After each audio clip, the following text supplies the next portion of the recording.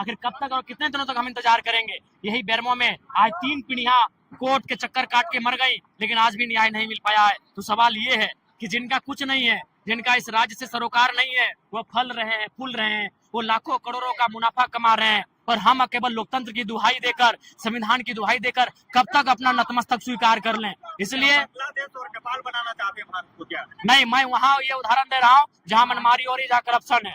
अगर करप्शन है, जहाँ मनमानी है, जहाँ गलत हो रहा है, वहाँ जनता को एकजुट होना चाहिए और प्रबंधन हो चाहे सिस्टम, उसके खिलाफ लड़ना चाहिए। 1.5 करोड़ फिरौती की बात की, क्या ये राजनीतिक बिल्कुल, सही बात है? ये सच्चाई है।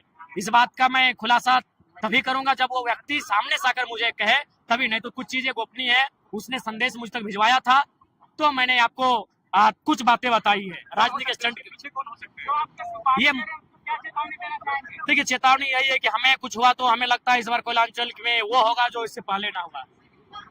क्या लगता है, क्या अनुमान है कि कैसे लोग ऐसे कर? जो लोग माफिया जगत में सक्रिय है, जो लोग इस मिट्टी से खनिज संपदा का दोहन कर रहे हैं, जो लाखों करोड़ों का कारोबार कर रहे हैं, तो स्वाभाविक है हमारी आवाज से, और यही नहीं कि हम सड़क में, सदन में भी बेबाकी से बातों को उठाते हैं, तो जाहिर सी बात है उनको अस्तित्व को चुनौती पहुंच रही है, उनके साम्राज्य को, उनके वर्चस्व को चुनौती मिल रही है, तो निसंदेह ये बातें होनी स्वाभाविक है।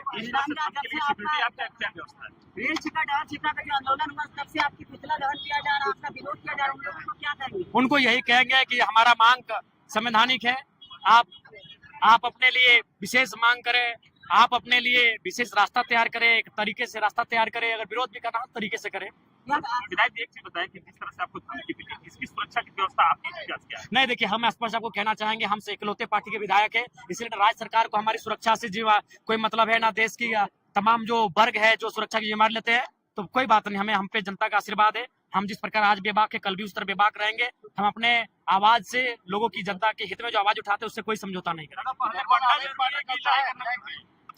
देखिए, लड़ना भी आवश्यक है, क्योंकि समय समय पर आपको इस अग्निकुंड में, आंदोलन की अग्निकुंड में अपनी आहुति देनी पड़ती है, चाहे वो आंदोलन के रूप में या बलिदान के रूप में, वो स्वतः चलता रहेगा। लेकिन आंदोलन को जिंदा रखने के लिए, हक अधिकारों को जिंदा रखने के लिए समय समय पर ऐसी स्थिति सामने आती है जिनसे हम लोग कभी पीछे नहीं हटे। डीपीसी प्रबंधन नहीं चाहती तो क्या करेंगे? आगे हम लोग अगला कड़ा रूप अख्तियार करेंगे। अब हम लोग बंदी की ओर बढ़ेंगे, और बिल्कुल उससे पहले हम लोग प्रयास करेंगे कि समन्वय बनाएंगे, जितने भी विस्थापित समितियां हैं उनको गुलबंद करेंगे, उनको एकजुट करेंगे, और उसके बाद हम लोग एक नया कार्यक्रम प्रस्तुत करेंगे। आज आपके विरोध में आदिवासी समाज आ गया है, इस आंदोलन में क्या साथ देंगे लगता है?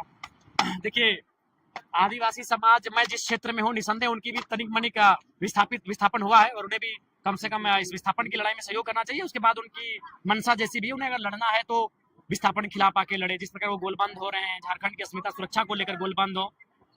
आज जब झारखंड आज बनना था, तो उस समय सभी कुर्मी आदिवासी बिल्कुल भाई भाई का नारा था, मातो मांझी भाई भाई का नारा था। और आज आदिवासियों के सवाल पर बोले तो आपको और सीपी चौधरी को इस्तीफा मांगे, कहा इस्तीफा देंगे? क्यों देंगे?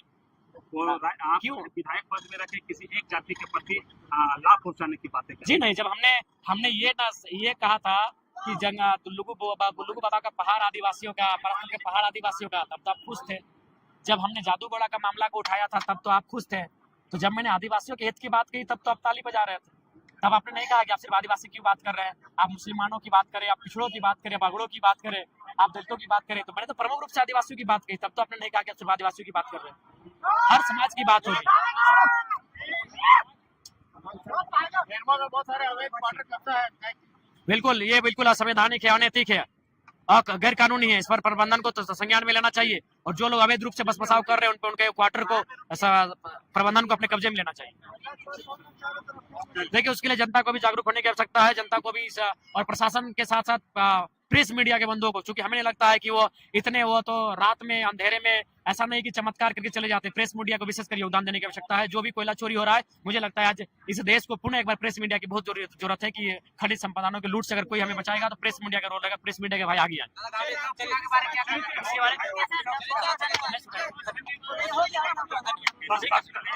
नमस्कार, आदाब।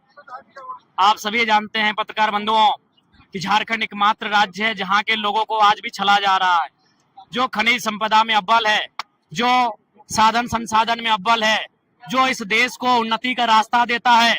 आज वो राज्य नीतियों के कारण, प्रबंधन की दुर्व्यवहार के कारण लगातार छला जाता है, और उसी के क्रम में आज ये जन आक्रोश जनसभा का आयोजन किया गया था। और हमने स्पष्ट कहा है कि आप आज की बात ना सुने।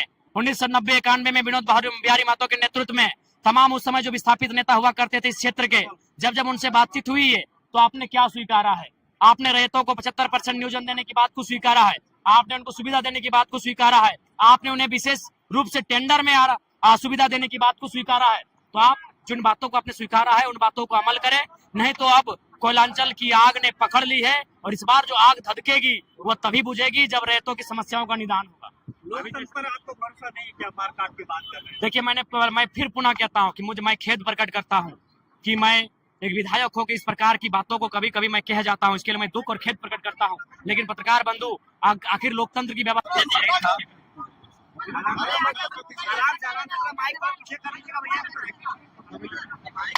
सबसे पहले लोकतंत्र की चौथे स्तंभ जनमानस की बुलंद आवाज,